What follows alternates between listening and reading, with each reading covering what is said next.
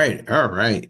So, welcome everybody to another morning of Mornings with Movers. I don't know what's going on with technology, but technology is doing what it do. So we got Phil Diamond back in the building, all about moving Tampa Bay because he ain't got his tag up. So I'm gonna tell y'all who he is, and he going. And then we got Ryan Marsh. He in Mexico right now. He's just traveling the world. Like it's just crazy. But what up, guys? How y'all been? Good, good, good. Oh, Good that was man. just Just so dry. It's hot. Oh, beautiful. It's snowy out here.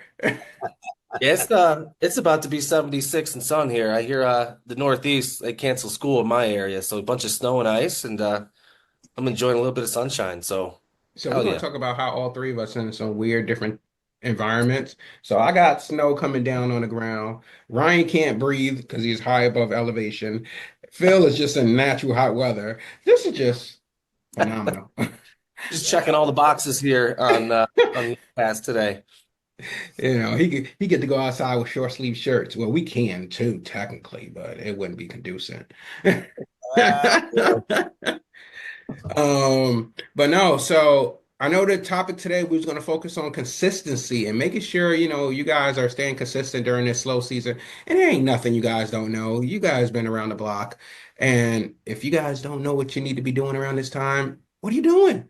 You know, but for your new heads, I understand, and that's why we're here. We're going to drop some gems for you guys. For your old heads, obviously it's just some refreshers.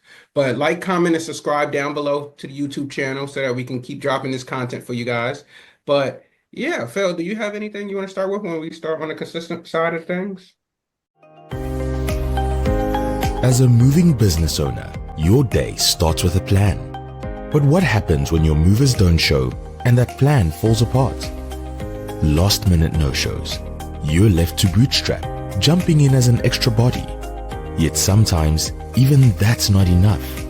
This isn't just a disruption, it's a barrier to your business growth. Introducing Moving Force, your on-demand moving team. With Moving Force, say goodbye to no-shows and hello to peace of mind. With reliable, on-demand staff ensures you're never undermanned, turning your operational nightmares into a thing of the past.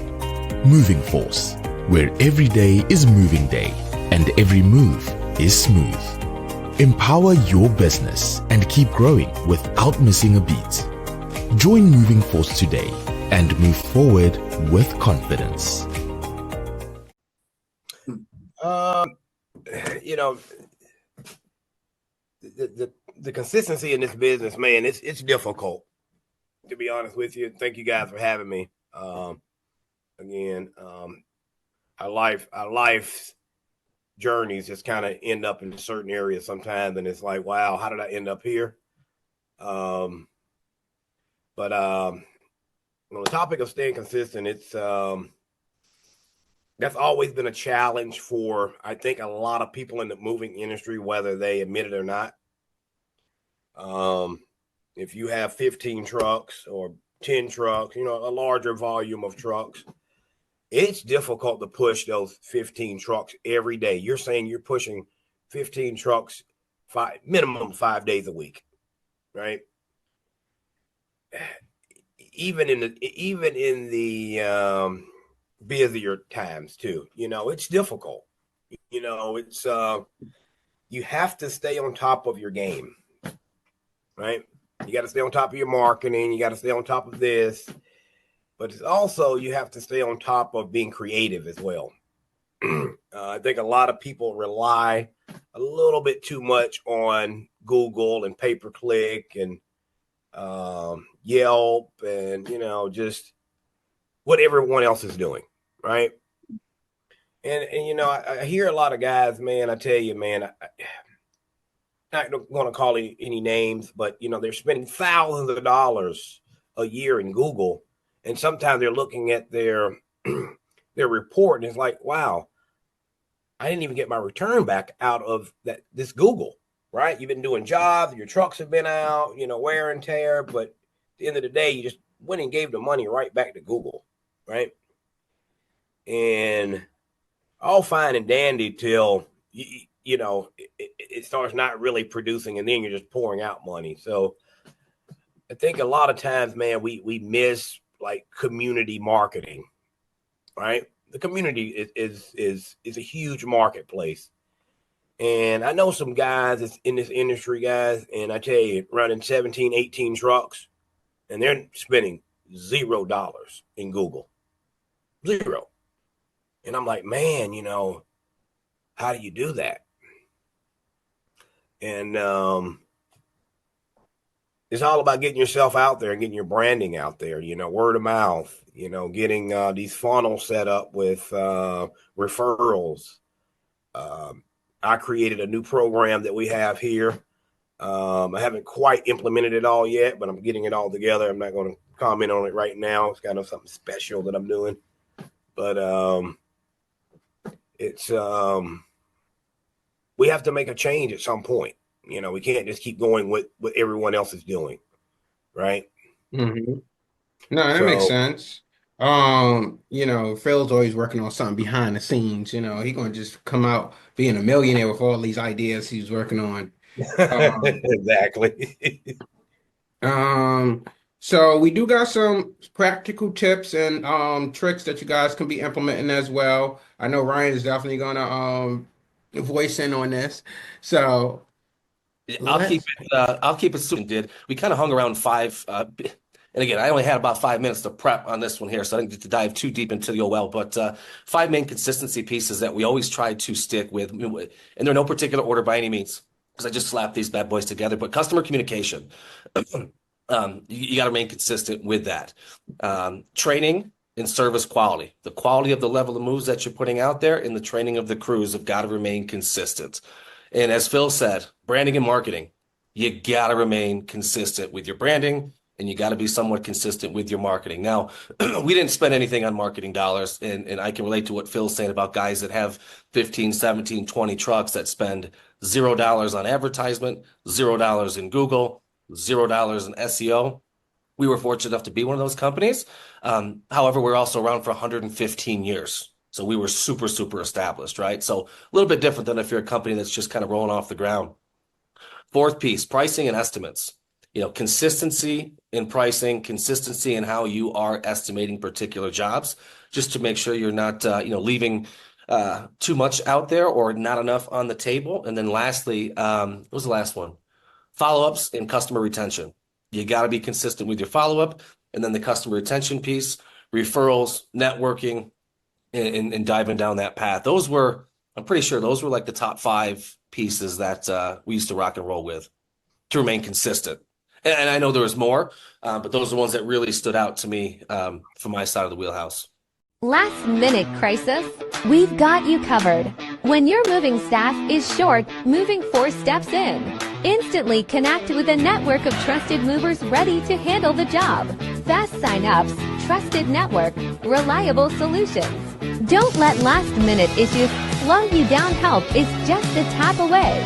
Download the app and sign up for free today. Okay. All right. So, oh geez, you guys see, that's why I'm gonna have to rewind that when we get finished because that was a lot of information that I really liked. Yeah. Customer communication, training and service quality, branding and marketing, pricing / estimates, follow-ups, and customer retention. And I'm a little brain dead this morning. Yeah. I see your hair sticking up a little bit there. Or is that just natural? Oh, it's just that natural llama lick that goes. I just kind of roll out of bed too. It's 8 o'clock here, so. Oh man. So just to hit on my side, because these guys just want to be like someone that you can't follow up behind. That's why you guys won't be guest speakers first. Y'all got to come on afterwards. But no. So basically, like similar to what they said, ultimately you want to focus on your off season. That's topic one for me. Focus on your off season. Things like what do you call it? Diversifying your services. So if you haven't been doing stuff like junk removal or storage solutions, because storage is going to be consistent income if you can start building that up. Build up your pipeline. You don't have to have a big old warehouse to start off, but know that you can probably outsource to a storage facility. But now by doing that, you also want to know what your margins are, which is a whole different a whole different topic. But understand that, that can be your start to get into the storage operation once you start building consistent customer relationships and then ultimately get a warehouse space where then you can make those margins even better for yourself because now you're not having to pay the storage rent. Snow removal. So if, at one point in time we offer snow removal. Now we didn't have any like big major equipment. We was going to get a contract with like the school bus company to do their snow removal in their parking lots so that their school buses can get out. But running the insurance numbers on that, it just wasn't conducive to maybe a 2 month season because it doesn't snow like every day, but when it do snow, it just wasn't worth, I think, the three to almost $6,000 of liability coverage Wow. for, a couple of months out of the year. But if you find it that it's affordable for you and you have a lot of snow in your area where it makes sense for you, just know that this is a last minute service. So you guys have to be able to get up at 6 a.m. in the morning and get out there and make sure that it's being done correctly and not hit nothing. Um, and then you got your furniture delivery, so last mile delivery stuff. That's huge. Again, knowing your pricing markers on how you can do the last mile delivery. Hey, I just need you to deliver this electric chair to a customer and and probably put it together. And we don't only thing we'll pay you is about 85 to $90 to deliver that chair. It's not going far, obviously. And some people will turn that down because they're like, oh, $89, that don't sound feasible, or whatever the case is. But it's just because they don't know how to shape up their margins to make it look lucrative. Now, if it costs you something like, okay, we had a delivery company that wanted us to deliver 100 mattresses, probably over a week, but they were only willing to pay $100 to $125 per mattress delivery. At first, it seemed profitable, but then when you have to think about, oh, I have to take those old mattresses and throw them away, it becomes unprofitable because it costs you $100 to dispose of a mattress. Mhm. So no matter how many mattresses you stack up, they're like, oh, wait till you get a real big load and then go to dump. Well, $100 is $100. No matter how many mattresses you stack up, it's going to be what it is. So that we knew that wasn't consistent. But if we didn't have to take the old mattresses and we just had to deliver a mattress, it's definitely profitable. Was there any other services that y'all guys would diversify around this time? OADA International was a huge one for us. I mean, super high margins on that. We hung around in that area quite often. OS&E, FF&E, that was all day, every day. Final mile deliveries. You got to be careful with those because very similar to the mattress ordeal. But again, it ties into the bigger equation of knowing your numbers, knowing what you can and cannot do, and what the threshold is of each of those particular lines. Yeah, there's many lines out there that y'all can jump into. And I say this, I feel like on every episode, but I just wish the industry would stop thinking themselves as just a moving company. We've got trucks, we've got great people, we've got warehouse space. Like you can do a lot of stuff with that. A lot of stuff with that. Mm-hmm. Yeah. So keeping your marketing active is another one, so if you hopefully you guys got a good Google Ads manager.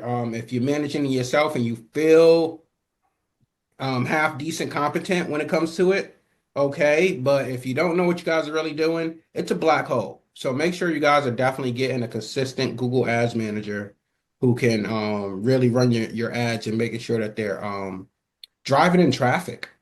They do a lot of A/B testing. So it's not just like they send one ad and just hope that, it works. They kind of do a comparative ad to see which one is drawing more traffic. And it costs a little bit to have a Google Ads manager.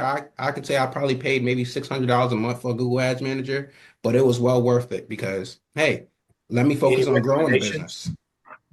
business. Anybody recommend anyone? I use Nick at Declare. Get Declare,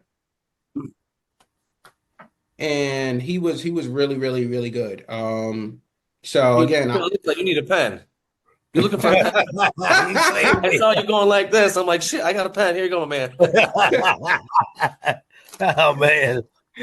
Okay. uh, I'm gonna that would be text it that to would be funny if the pen actually went over to the screen. He's The got it right now, technology will right? You do got it. you. Boop. that Digital AI. pen. So, definitely getting a solid Google Ads Manager and then social media campaigns. Now, obviously, social media works in a different weird way. Um, and as Ryan mentioned several weeks ago and over multiple times, yeah, we talk about movers marketing posts looking very similar to each other. And, if you're always going to be advertising, hey, I got a truck, come get a free quote, blah, blah, blah. It's like, yeah, so is the other moving company. You know, you I'd be definitely want to putting be, videos out. 10, 15-second clips. Let people, and it doesn't even have to even pertain to the moving side of the house. Have your people, your leadership, your what have you, get online, walk through the office someday and just roll up on your move coordinator and be like, hey, Dwight, how's your day going? Just something that's completely different than what everybody else is doing. And you're starting to see this kind of throughout. I mean, especially, Austin Yarborough over at Central Coast is crushing it in that aspect. I mean, that guy is pumping out so much stuff on social media, and a lot of stuff doesn't pertain to moving. And it's just so good. And he just has so many views and so many followers. And it's just really cool to see, somebody kind of diving in different directions and rather than, oh, come get your free quote. Well, no shit, right? Like something different, something that just stands out and is completely like off the wall. And it works. I do that with uh, my own side hustle. We don't talk about the sub of the day or the sub of the week. It's like I'll just bomb in with a camera real quick and just boom, hit up one of the one of the ladies that works there and just catch them saying something funny or something wild at a crazy time. yeah, I think just like Ryan mentioned, just being unique. Get out there and just record something. Record something funny. Record something Yeah. very interesting. You know, Authentic. and just have fun with it. Obviously put your branding on it or whatever the case is. Tell people how, even though how serious moving can be and how stressed it can be, it doesn't have to be when you're working with professionals. Oh damn, that sounds like a good one. But again, do something similar to that where it's just like you're out there, you guys are loading up professionally, your customer is just kind of like chilling back with some iced tea or something like that and just having a good time. Like, oh wow, these guys are really doing things because they're gonna stand around half the time anyways. You might as well be drinking tea or something. Um, but yeah, just get unique with it, and then you can offer winter promos to encourage off-season bookings. So for us, because we're in New York, you really can't offer discounts or promos like that, but you could conjoin it with like another service. So like if you offer cleaning services, so in let's just say that you did removal cleaning or new house cleanings or whatever the case is, you can basically say, hey, well, we'll give you a discount if you choose our cleaning and moving services, or if you bundle packing with moving, we'll give you maybe 10% off of the packing services. If you're in a state where you can't really lower your moving rates, your full service mover rates. Um, so you could do something like that, or just lower your margins in the winter, So like let's say we charge 35% in the summer months, maybe we charge 25% or 30% in the winter months or whatever the case is, just to get those that calendar booked up. Um, and again, as long as you know your numbers, you'll be all right. Build up content, post testimonials, showcase your expertise on social media, whatever you got to do just to stay consistent. Now, don't overkill yourself with marketing in the winter because no matter how much you market in the winter, business is going to be what it is, especially if you're in a slower market area like upstate New York or a cold state. And now that it's snowing in Florida, who knows? Oh boy. Yeah. See, I hate the D word in moving. I feel like there's too much of that D word going on, which is basically driving price down. D word being discount. Um, So another way that we stopped basically the discount I mean, we had capacity-based pricing until New York shut that kind of down, so to say. Capacity-based pricing, a little bit different than discount, but I think that's where building some strategic partnerships really, really, really goes a long way, where you don't necessarily have to discount when winter rolls around. You don't have to worry about 10 trucks sitting in the yard doing nothing, running with 3 trucks a day. So it's kind of, I don't know when we're going to jump into some of the things that you should be doing. But one of those things that you should be doing is building those strategic partnerships, whether it be realtors, general contractors, colleges, universities, property managers was a huge one. Apartment complexes. These people are moving in and out of apartment complexes nonstop because they're building new ones. And you know what? As soon as they build a new one, if I'm paying $1,000 a month at this complex and across the road they build a new one, they're charging $900 just to attract people to get in there. So we found that a lot of people were hopping apartments just to save $100 a month, but yet paying for a move to get done. So really net neutral, they were paying about the same. But I can't say enough about building strategic partnerships in your area. And as Stephen Reed said the last time around, I mean, hometown dominator. I mean, he's prime example of that. Okay. Um, so let's see. Let's see. So, similar to what these guys say, I'm gonna piggyback a little bit in this area again. Invest in your training, invest in max movement training. But we'll basically, investing in your movers, your sales team, your dispatcher, yourself during this time will definitely help, get you to that next level as well. So, thinking that, you got all the ideas, there's no more ideas to seek. That's a problem right there because you already capture mind. Yeah, you capture mine at, hey, I know only what I know, and I'll be that person to go around and probably what do you call it, mystery shop other moving companies to see maybe if my rates are in retrospect, and maybe that's probably why I'm not getting any business. You're limiting yourself already. When I first invested in training, I was scared. I told a potential client this last night. I was scared. I was like, because the price that I was being charged was astronomical. And I thought maybe I knew what I knew at this time. So maybe they weren't going to teach me anything new for the price that they were trying to charge. And I paid probably over $2,000. And ever since then, I never even looked back. I was like, oh, geez, this is actually helpful. So yes, you can find a lot of stuff on YouTube, but to organize your thoughts, because when you go on YouTube, you're looking for, you have a question. So you go on YouTube, you type in what you're looking for, and then that question leads you to another question. And you could find yourself in a black hole on YouTube trying to find that answer. And then because you're finding content that's irrelevant, your mind is just all over the place. And now 10 videos later, you're like, damn, did I even get the question number 2 answered? So, definitely invest in something that's consistent. Do your research out there. For us at Max Movement Training, we focus on, step 1 all the way to step 10, which is, hey, if it's movers, we're going to stay. What's the first thing a mover need to focus on when they get there to your warehouse in the morning to the last thing when they're about to check out for the day? Sales, hey, what's the first thing a salesperson need to think about going into it mindset wise to when they book that first job? Same thing with dispatcher, and same thing with leadership. Hey, from a leadership standpoint, hey, you're not a mover no more. You're not a salesperson no more. You are actually running the business. So we build consistent modules to lead you from step 1 to step 10 so that basically we answer your questions that you may have. And again, that's not me promoting, but maybe I am. But nevertheless, we want to make sure that you guys aren't just hopping around. Hold weekly meetings with your teams. I don't know if I know Phil, I know you out of the day to day. I know Ryan, I know this is something you're definitely probably doing when you're home. But yeah, hold weekly meetings. Make sure you're strategizing. Make sure you let the guys know, hey guys, maybe this week we're busy, maybe this week we're not busy, but here's what we're gonna do. Open communication. We do the oh, sorry there. Didn't mean to cut you off, man. Go ahead. You're good. Sorry. We didn't do the weekly piece.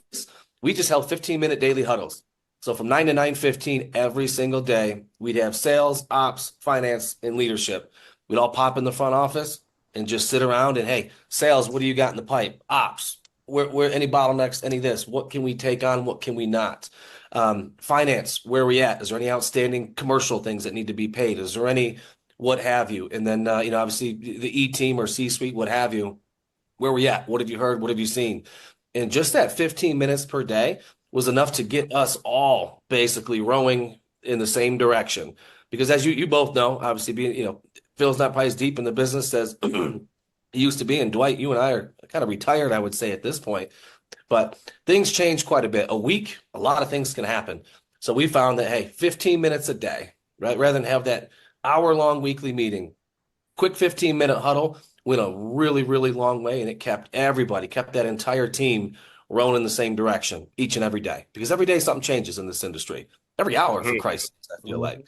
So every half hour. really. And then as you get better, we literally got it to the point, and I would love to see every moving company get this way, where you've got so much business that at some point you're going to have to say no. You're going to have to turn down jobs. So we went from a company that was, hey, we're trying to book on the spot, we're trying to book right now, to we're not booking on the spot. It's going to take us 24 hours to give that, you're all going to think I'm crazy, but 24 hours to give that customer a yay or a nay.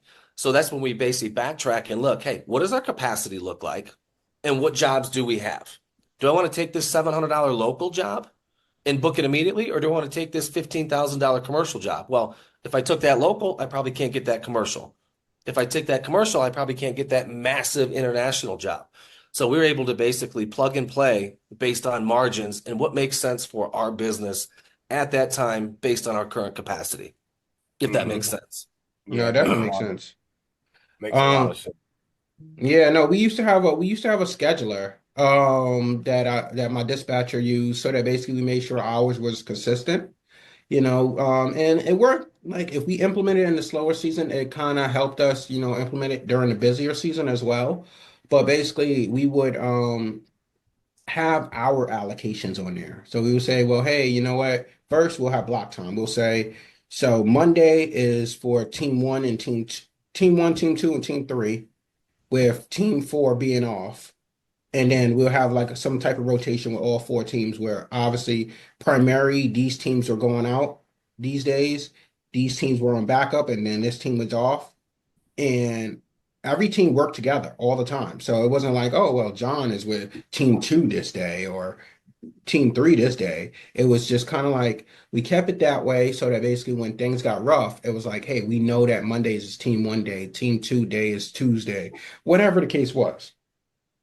And I talk about that in the dispatcher training as well, but we basically scheduled that way because we knew in the winter months it gets rough. You'd be glad in January. And again, I was a smaller company, but in January, in the market I was in, you'd be glad if you had about 30 to 40 solid jobs in a January month. Now, I know like people like Phil who, has, 75 jobs at a minimum a month, in the winter months for us, it's real because it's snowing on the ground. To travel an hour to Hudson, New York in the snow, it's a real thing. You got to drive slow on the road. You got to take a lot of back roads. You got to watch the bridges. You got to watch the trucks on the road. So, trying to give yourself 2 hours to get somewhere that's an hour away, it's a thing. Yeah, great point. I think there's two ways to look at that, Dwight. And I know a lot of companies that, hey, they have a particular, we got to hit 75 moves a month, or we got to hit 100 moves a month. That was us many years ago. And then we started to kind of think a little bit deeper on this piece. And I didn't care if we did one move a month or if we did 100 moves a month. We had weekly revenue goals. So if we had $100,000 per week was what our goal was. Now, again, these weekly goals change based on January, February, March, April, May, June, July, et cetera, as you guys can see here. But I'm okay with, when I was in the sales side, I was okay with 2 jobs a week. If that 2 jobs a week equated to 100K, great job. If we only use 3 trucks out of the 10, thank you. If we had to do 30 jobs that week to hit our 100K, we hit our goal. Great. But that's how we kind of reverted to our sales guys. Like, listen, it's not about the volume that we do. It's the total revenue that we do. And I think that's where the more you can diversify the better chance you have of hitting those numbers and hitting those goals and not having to run 10 trucks a day on $800-900 locals when you can go out there and rip a commercial job with 2 trucks, 10 guys for 20K. Yeah. That's 20% of your, 20% of your, one job, 20% of your weekly goal. No, I Versus a like lot of that. guys have to I do like 10 I jobs. like I like that thought process, and I think we end up doing that after a certain point because we started with like a 2 hour minimum at one point, and we realized that we were having to do 2 to 3 jobs in a day, and that's back to back jobs, In your and it was just 2 hour like, mini, you got to pay your guys 4 hours. So we used to have a 2 hour mini, and it was like, man, bringing these guys in for 2 hours to do a $300 job, yet we're paying the crew 4 hours? No, oh, you're a not at good all. man. They got paid what No, they so got paid. we had 4 hour minis in off peak, and then we had 6 hour mini during peak. Okay. Yeah. And I Um, think Go I ahead. think sometimes, man, we need to always sometimes go back to the basics, right? And understand quite a few different things, right? I think sometimes we talk over the head of people, right? Where we're in an industry where I don't know what percent, but I'm sure a large percent of the owners came from zero background in business. Zero. So we know absolutely nothing about business. So while we're talking up here sometimes, like especially for the new guys, right? Because I had a guy I was talking to in a BNI group, not BNI group, it was a realtor convention last week. And he's been in business a year, and he just looked at me and said, "Phil, I don't understand." Right? Because I'm talking way up here to this guy, and in reality is he started out kind of like I did, with no truck, built up his business. He got his first truck. Like he has no knowledge of actual business and numbers and this and that. So I think sometimes just going back to the basics of, you know what, let me educate myself in business, right? Because this is what we're running, right? And we can talk about the numbers, we can talk about the percents, we can talk about P&Ls, we can talk about all this stuff. But at the end of the day, he may not know that, and Dwight can contest to this. When I first met Dwight, I absolutely knew nothing about my business. Didn't know anything about it. Didn't know. I just know we made money. I just know we just kept buying trucks and growing. And I'm like, oh man. And then White asked me a question one time, and I was so embarrassed I didn't know how to answer it. Right? I just said, hey, we're doing anywhere from 100, 120, 140, 150 moves a month. I've been in business 6 years. And we're making money. But I didn't really know is how we make what when I really dug down deep down inside and I added a general manager that had some business background. He said, Phil, for all the risk that we're taking doing these jobs, why don't we just trim back the fat a little bit, right? Let's trim back the fat a little bit and let's go back to the basics, right? Let's hold our gross instead of discounting, because of course you guys know this industry comes with damage, more jobs, more problems, right? Yep. So now you're taking these low-end jobs, snatch and grabs is what I call them. And these customers, unfortunately, those are the ones that's going to be like, oh, this is damaged when they didn't want anything wrapped up. They're not even wanting to buy a TV box for their, $3,000 TV. So I try to go back to the basics sometimes, and I'll give you this scenario. When I was in the car business, right?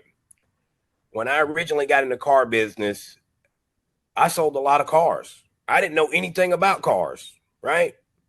And I mean, people would ask me a question, and I was just being honest. They would say, "Hey, well, how much horsepower is that vehicle?" I don't know. Let's go check it. Let's go check the sticker out, right?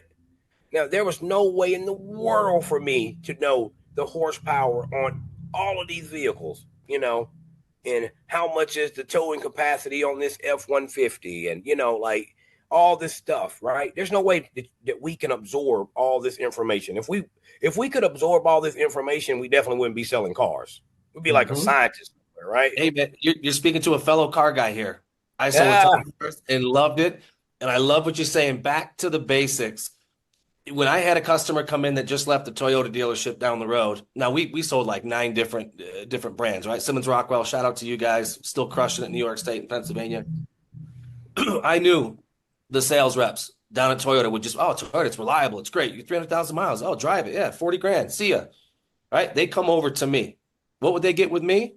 I'd start at the passenger side, show them all the airbags. It's the same damn car as down the road. But I point Mm-hmm. out the 2 airbags on the front, the 2 on the side of this. I'd find out, do you have kids? Is safety in it? Safety, rollover ratings, crash ratings, blah, blah, blah, all that. Work my way around. Show them power windows and locks. What cars today don't come with power windows and locks, right? But Exactly. again, building that value. Intermittent wipers, as stupid as that sounds, Yep. high beams, HID lights, where the goddamn seatbelt clicks in, like all these, just building up that freaking value. And it was like, boom, they buy the car. Now, again, back to Phil's point, knowing towing capacity, this, that, I mean, that gear ratio, size of the engine when it comes to Ford, is it the 3.5, the 5.0, is it what those type things, that's where you can really hone in. But I feel like that's part of your discovery, which we should also be doing on the moving side. Mm-hmm. Find out what the customer needs. Most customers don't know what they need. It's our job to pull that out of them. Just like a car. You know how many people, and Phil, you probably had the same damn thing. Guy comes in, I'm looking for that Escalade. And I'm like, okay, we got a row of. What are you? At the end of the day, he was looking for a daily driver to go about 6 miles. He was looking for great gas mileage. He was looking for a $300 payment.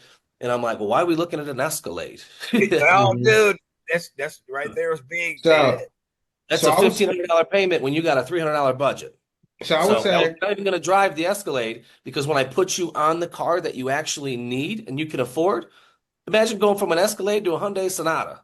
That's a whole, you're not getting that sale. That guy's going to go down the road. He's going to be embarrassed because he thought he could get the Escalade. He couldn't. You put him Yep. in the car that he needs. He goes down the road and buys a hoopty, and you're like, damn, I didn't get a sale because we didn't Yep. do enough discovery. so, Yep. so only thing I would piggyback off of that is, when we're bringing it back to moving side of things, is understand how to sell value, understand the ins and outs of your moving business. Like obviously there's specs, there's people that specialize in us, like people that race cars that know how fast a car can go if you put a air intake in it and all this other stuff.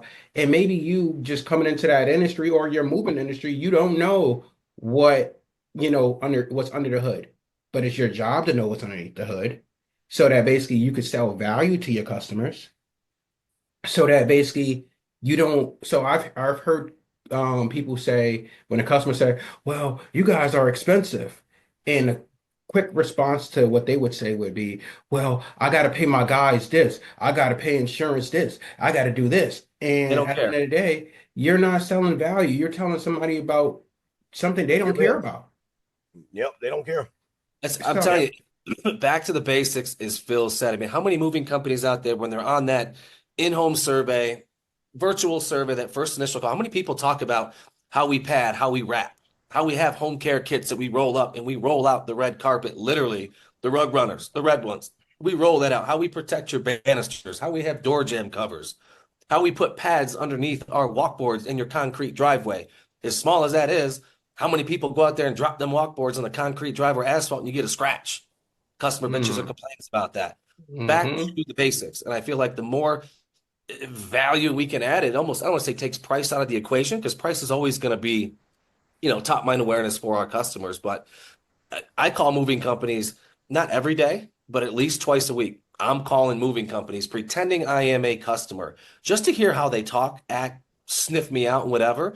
And what I'm finding is, oh, we got a 4 hour minimum. We're $250 an hour plus an hour travel, $800. And I'm like, that okay. But the last move I had, it took a tractor trailer. And they're like, oh, then you can just budget more time.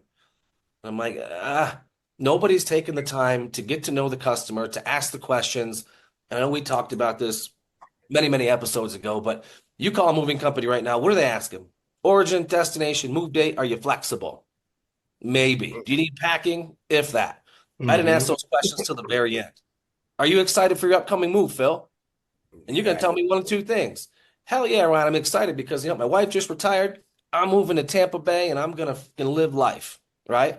Or, Hot buttons. oh, Ryan, I ain't excited at all. My wife just left me. She's keeping the house. She took the cars. She even took my damn parakeet bird or whatever those birds are. Like, so, have you ever moved professionally before? Was another question I had asked. You're going to get one or two answers. It's either, yeah, oh, by the way, they broke my shit. They scratched my floors. That's the reason why I'm calling you, Ryan. The last company didn't do it. Or they say, no, I've never moved professionally before. This is where you insert your value. And Yep. then the third question basically is how would you like me to communicate with you? And this is a two-pronged piece, right? So do you prefer phone, text, or email? And then I dive in a little bit deeper and what's the best time for me to communicate with you if I have a question or something arises? And that was the selfishness in me because I want to know when it came to follow-up, how do I get those guys? And what's the best time to get them? So it was a selfish aspect, but yet it also showed that I cared and I respected their time. And by Hmm. asking those three questions, it opened up. You get people talking to you for 10, 15 minutes on the phone, telling you all their problems, their issues, that relationship is building super, super fast. And then you dive into the rest of the moving garbage of origin, destination, all that crap. But if you can lead with the questions that you ask, you're going to build so much value. And then when you're providing quotes, don't just give the customer the quote that they're asking for. Provide them multiple quotes on what they need based on those conversations that you've had. If somebody said your glassware was broke the last time, the move went decent, but they broke all my china. That secondary quote that I'm sending that customer is going to be filled with, hey, we're packing your china, your glassware, the Hummel collection, and your grandma's 4 freaking pictures that got destroyed last time. And then Hmm. I send them a follow-up after that. The third quote would be a full pop carrier pack. So they have 3 different phases of pricing based on 3 different levels of service. Because we had an old saying back in the days, there's never a move that we didn't do any packing on. Yep, So and that was Yep. one of the ways I kind of bundled mine as well. So again, I used a spreadsheet. I know, and then we had a CRM, but I also used a spreadsheet because it was just easier looking at it from that view, and then just going to the CRM from there. But basically, I would, we would go through the questions. Hey, did you need packing services, storage services, whatever the case is, whatever services we upsold, we went over, and just to because customers don't necessarily always know what you offer, so don't just jump to conclusions that you know what they want and you don't really everybody's know. situation is different. And yes, Yeah. there's a move. They're moving from A to B, but everybody's situation as to why they're moving, how they're moving, and what have you is always different. So if you're going to paint every customer with a broad brush, you're going to get what you're going to get, right? Hmm. Hey, So you hey, you need to Ryan. I'm sorry. Go ahead. I'm sorry. no, go ahead, man. No, no, no. You kind of glitched out, so I thought you were done. No, I was going to say I think everybody should get a touch of the car business because Oh, you, me and how you, to handle objections. hey, we're talking the lingo, dude. That I'm gonna tell you, the car industry, man. But it also relates back to what we're doing now in the moving industry. It's called pressing hot buttons, right? Right? You come in, you got a little old lady. You ain't gonna throw her in no Camaro, right? No, Yeah, you're not gonna throw her. sometimes.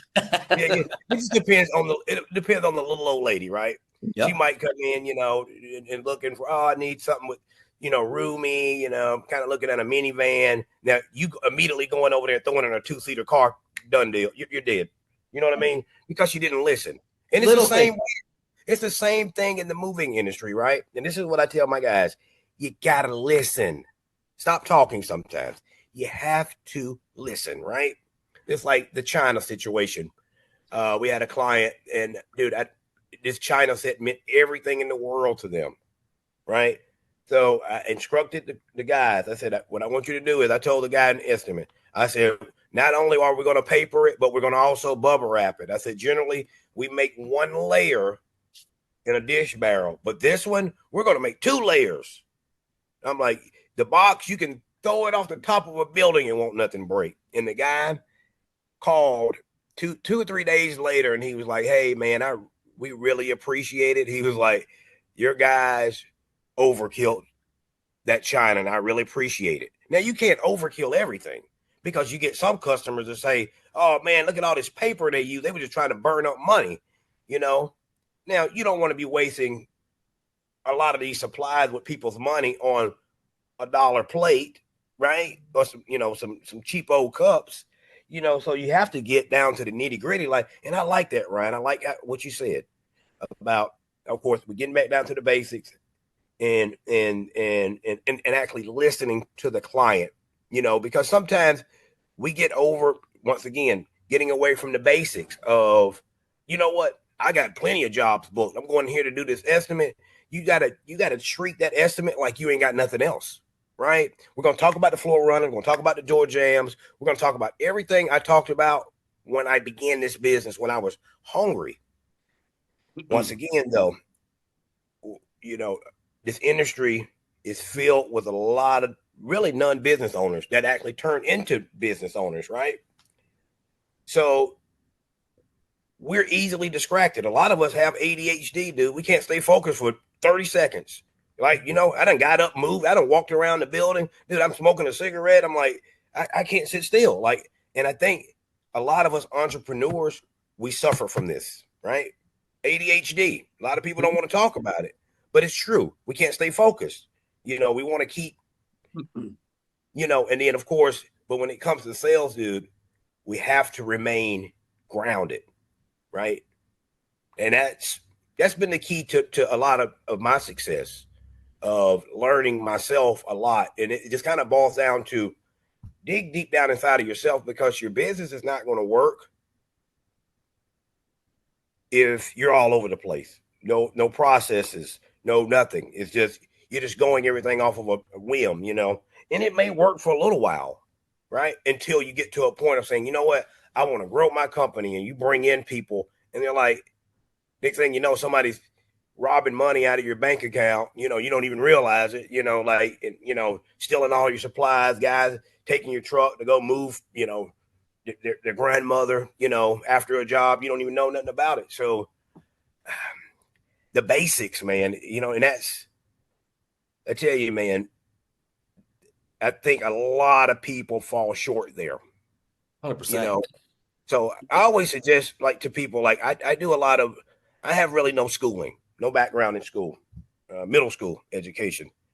But what I done was, honestly, dude, I utilize the tools that's here. YouTube, man. YouTube will tell you everything. It'll teach you whole careers. You got Max Moving Training there that can teach you some things on YouTube. You got some other training for things. You got this. You got all these resources. But once again, the basics, you didn't use them, right? But we have them here, right? I mean, you can even take a business class online. You may not get a degree from it, but you guess what? You have the tools, because that's all you need sometimes, the tools. The degree is just a piece of paper, you know, especially when you get in business, you know, because like I say, dude, all of us are special, man, you know, and I think we're all crazy, you know, taking on this responsibility of entrepreneurship. It's difficult, man. It's difficult. But I'm gonna tell you guys one thing, man. And you know, Dwight, you hadn't talked to me in a while, but you know, I've kind of turned a whole new leaf over, man, and my outlook on things is a lot different. Where I've done got to a point now with business, the money doesn't really entertain me.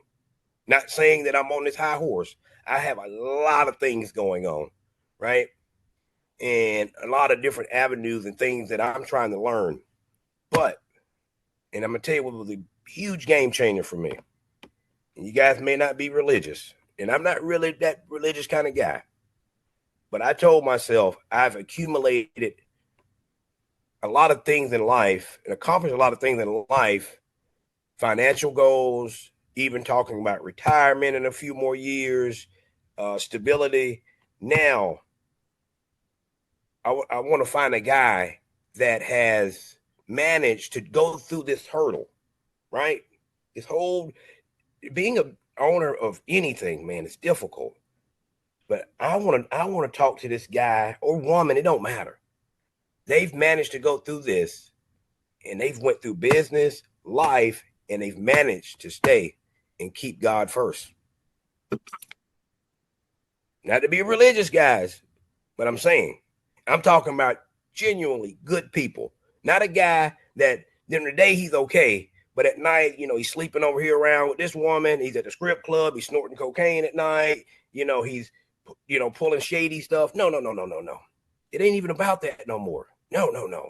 It's all about being a good person, a good husband, a good father, a good friend, right? Not trying to take advantage.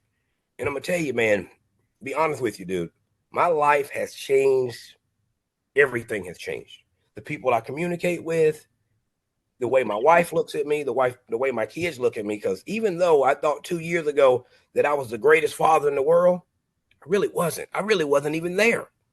My mind wasn't.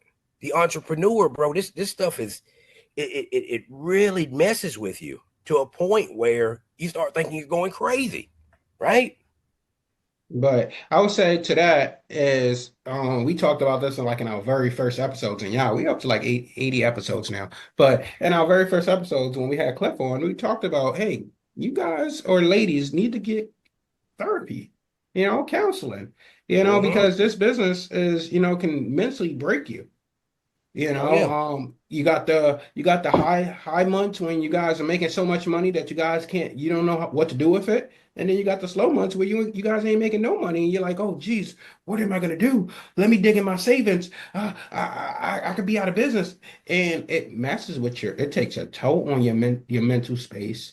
And it's only a business. So we're not even talking about what's going on in your personal life. Mm-hmm. So it's had a lot of people, sad to say, probably commit suicide because of the inconsistency of business. Oh yeah. Well, you take a look at some of these podcasts, and I look at some of these podcasts of entrepreneurs, and just like our title today is what? What is our title? Consistency, I think it is more building consistency or maintain consistency. That's the title. We've had 13 different conversations. Just pay attention sometimes to all these podcasts. Nobody can really stay on track a lot of times. Everybody's all over the place, man. It's like, I mean, but I guess it can all relate back to staying consistent, because you have to stay consistent in your personal life for your business to work, right? Mhm. But I tell you, man. Hold on one second, Phil. So I know that Steve has been waiting to have his question answered, but again, that's the whole ADHD from entrepreneurs. But basically his question was how to find dependable employees. And that's like what Ryan would say, paint it with a broad brush. Um, dependable employees is I think that's an easy question to answer. I feel like we make this very difficult in the industry is just finding moving folk. Like I remember back many years ago, we were like literally looking for a move coordinator, like searching around for a move coordinator. Like, no, let's find someone that's bubbly, someone that is well kept, someone that can communicate. Now, look at bank tellers, look at people at your local drive-through. I think just always be recruiting, but also leverage your internal team. We had a lot of like bonuses based on, hey, like if Phil's not working for me, but if Phil was working for me and he was my top guy, I guarantee you Phil knows people that he'd love to work with in the industry at this organization. Now, if your culture is great, if your pay is there, performance based, if everything is great in your organization, it should be really easy to find dependable folks. But leverage your internal team to also assist and always be looking and always be finding. Most of our staff were bank tellers, right? You know what bank tellers make per hour? Maybe just a snippet over of minimum wage. They're great. They deal with a lot of nonsense. They can communicate with people. They got a lot of mundane tasks, aka move coordinator. But to go out and look for a particular packer or a loader, good luck. Unless you're trying to rip somebody from a different organization, leverage your own people to find people, whether it's their family members, their good friends, because I guarantee you, if Phil reached out to you, Dwight, and said, hey, Dwight, we're doing this, we're looking for some people, it's a great organization, great company, and Dwight comes over and interviews, are you going to let your buddy Phil down? No of call, course no not. show, break Yeah. shit. Yeah. You're not going to do that, but also I'm going to incentivize Phil. After Dwight's been here for 90 days, I'm going to give Phil $300. And I remember, Dwight, you were saying you gave a hundo. And then after, you know what? After Dwight's been there for 6 months, I might kick in an extra couple $100. And after Dwight hits a year, I'm going to give Phil an awesome bonus after that. Like, I feel like That sound we like look 300. for That sound like 300 specifics. though. But Yeah, I that mean, also goes back to. Oh, go ahead. I'm sorry. no, go ahead, man. No. Go ahead. I'm sorry. I just think we got to look outside the box for talent. Like, there's talent all around us. You go to my employees for my personal business, one came from a liquor store. Every time I went into this liquor store, her line was always deep. The other four cashiers, there was nobody there, right? I would wait in line 10 minutes to go through to get Jackie because the conversation, hey, how's Katrina? How's Landon? How's this? Any hockey tournaments coming up? She was just great, very personable. The other rock star that we have literally came from McDonald's. Mm. Came from McDonald's. Probably one of the best freaking employees that we have. On time all the time, always going the extra mile, always looking to, clean, neat, straight. Like these are and then we said, hey, basically, as we need to scale our team, like Jeanette, Jackie, who do you know? Who do you know that's looking for a fun job, great culture, flexible hours? You pick when you work. You know what hours we have to cover. Y'all just got to fill it. And that's been huge. Like I have a waiting list. And this is something it's probably the most thing I'm probably the most proud of in my organization is I have a waiting list of amazing people that want to work for us. Or not even work for us, they want to be a part of the team. How many moving companies can raise their hand right now and say, I've got a list of people. I just wish I could, but I got such a damn roster right now that I just can't bring these people on. It can happen. It does happen. There's a lot of companies that operate this way. And I think a lot of it comes down to the culture. If you've got a shitty culture in your organization, good luck trying to find dependable people because the good people that come in, they're going to go so goddamn fast. They're going to come in and go, screw this shit. I ain't working for Ryan. He's an asshole. And that leads, again, everybody, like, comment, and subscribe. We're dropping these gems here, but that leads me to the whole thing about not leading with an iron fist or a sharp-edged sword or however you want to call it, where your rules are your rules. You want to find dependable people, but then you don't want to bend. It's one of those things where when you interview somebody, they're also interviewing you. So it goes both ways. If you got a culture where you're like, well, we'll pay you, be here at this time, and you'll get paid this, and don't ask for nothing else. Okay, well, that's if you do find somebody that want to go into that culture, that's what they're going to be about. They're going to be about their money. So as soon as something goes wrong and they don't get their money on time, they're out. Whereas if you have a culture where you're like, hey, we do barbecues, we get back to the community, we do this, and we're really like we take pride in all that we offer our customers, and that's the type of person we're looking for. You're gonna get that person that's gonna mold into that culture or come with that culture embedded in them, and that's gonna help you get to that next level. It's just like you are who you attract. And that goes for your personal life too. If you wonder why you're in an abusive relationship, sorry if I'm hitting on any toes, anybody, but if you're wondering why you're in an abusive relationship, and then you look at yourself and you're like, well, I'm always arguing, I'm always aggressive, I'm always fighting, I'm always doing this or whatever the case is. You are who you attract. And as you grow as an individual, you will start to find that person that's going to be there and say, hey, I don't want to fight with you. I want to work with you. And it goes back to your company. I mean, moving companies got to make sure that nobody in their organization is anonymous. And we were heavily at fault for that. I mean, half our team, I didn't know, half the laborers, I didn't know their names. I didn't know their names at all. I didn't know their families. I didn't know their birthdays. I don't know if they had kids, no kids, issues, whatever the case is. When you start knowing your people, almost better than your people know themselves, is when things really, really get magical. And also, you take a step back and you look at how we sometimes treat our people. When we need them, we need them. 60, 70 hours. Come on, let's go, Phil. Come on, let's go, Dwight. But then what happens when we don't need them? Oh, sorry, Dwight and Phil, we don't need you for 3 days because we're dead. What kind of life is that? What kind of life are you giving to your employees? What type of culture is that?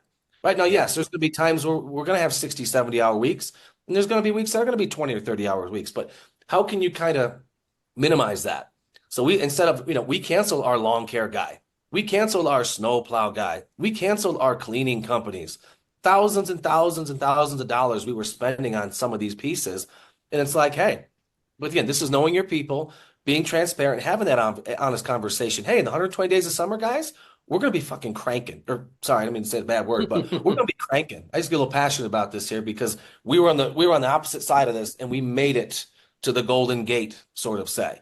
So during the 120 days of summer, we're going to be cranking out hours, but we all know what happens in the wintertime. Naturally, we all do slow down. So if you guys, I want to give you your 40 hours, but I might need you to mow the grass on a Tuesday or Wednesday. I might need you to do some shoveling. I might need you to do some warehouse cleaning. Like, I want to pay y'all. You're going to be used like crazy during 120 days of summer, but to sit there and expect, Dwight and Phil to work 80 hours for 120 days, basically straight, and then all of a sudden here comes wintertime and you don't have a paycheck. Like, no wonder why you can't keep your people. No wonder why you don't have dependable labor. So I think just being transparent about what the industry is like, how it can be, is super, super critical in keeping a rock star, all-star team. Yeah. And I would just hit off of that and just say that, like Ryan said, utilizing them in the downtime, and it could be unrelated to actual going out there and doing move jobs, having them help around, having them clean up the yard, straighten up the trucks, whatever it is that can keep them busy. We've kept over 20, because we had 4 trucks, so we kept over 20 guys, during the winter months. And they're like, oh, and you go through the struggles. Oh, where's the work at? Where's the work at? We need work, or whatever the case is. And as long as we kept open communication with them, which we did, they were like, hey, we understand. We understand that this is, the rough time of the year because it's snowing out. Nobody really wants to move like that. Just keep us in conversation when work does come up, etc. And then, hey, guys, oh snap, we're at the start of April. Business is about to start ramping up. And they're like, oh, we've been waiting, we're ready to go, whatever the case is. But sad to say, when the summer comes, everybody starts to drop off when the real work comes in. But we're making a lot of money on these guys' backs, and we're high-fiving, it's good, it's this. In the wintertime, we're taking money from these guys' backs. So I just think the more that we can do to incorporate the team into more different pieces throughout the year, I think the better off everybody will be. And I know a little hack that we used to do, because we were able to get binding pricing in the winter months where it really should only be a 2 guy in a truck. I would put 3 guys in a truck on that particular piece. I'd take 10, 12% less on that particular margin to make sure that my guys could afford a great Christmas for their families, rather than have that 40%, whatever the case. Take a little bit off margin wise, add a couple people to the job, keep them working, keep that routine going. Because one thing we found out in the summertime, we were like a well-oiled machine. We didn't have many mistakes. Where we had our most mistakes and most claims was off-peak season. And I feel like it's just because we were, and it was little mistakes, paperwork pieces, or not doing this, or not dispatching, just because we weren't seasoned, So we are at the top of the hour, y'all. I hope you definitely got some gems from this episode, because we've been dropping them. We started off with maintaining consistency, and then it took off to where it took off. But we never did touch on what we should be doing. Oh, well, definitely check out the latest blog that we'll be releasing in the next 1 to 2 days on Max Movement Training, talking about how, again, you guys, 5 ways or 3 ways that you guys can stay consistent, and actual practical methods that you guys can be using. So we'll see you guys next Thursday. Thank you, Phil, for joining us. I know your ADHD is kicking in. Sorry, guys. Ryan, you got anything before we take off? I'm just ready to get back to the States and lower elevation. Like, I can't breathe, I can't talk, I'm coughing. I'm just ready to get back to my normal routine here at this point. I hear that. Phil? Yep, everybody just keep crushing, and then try to stay consistent. All right, y'all. Don't let that ADHD monster take over. Stay consistent. Keep growing your business, and keep, don't get stuck in that mindset that you know everything. Just keep learning. Keep learning. All right, y'all. We'll see y'all next week. Take care. Bye, guys. As a moving business owner, your day starts with a plan. But what happens when your movers don't show and that plan falls apart? Last minute no-shows. You're left to bootstrap, jumping in as an extra body. Yet sometimes, even that's not enough. This isn't just a disruption, it's a barrier to your business growth. Introducing Moving Force, your on-demand moving team. With Moving Force, say goodbye to no-shows and hello to peace of mind. With reliable, on-demand staff ensures you're never undermanned, turning your operational nightmares into a thing of the past. Moving Force, where every day is moving day and every move is smooth. Empower your business and keep growing without missing a beat. Join Moving Force today and move forward with confidence.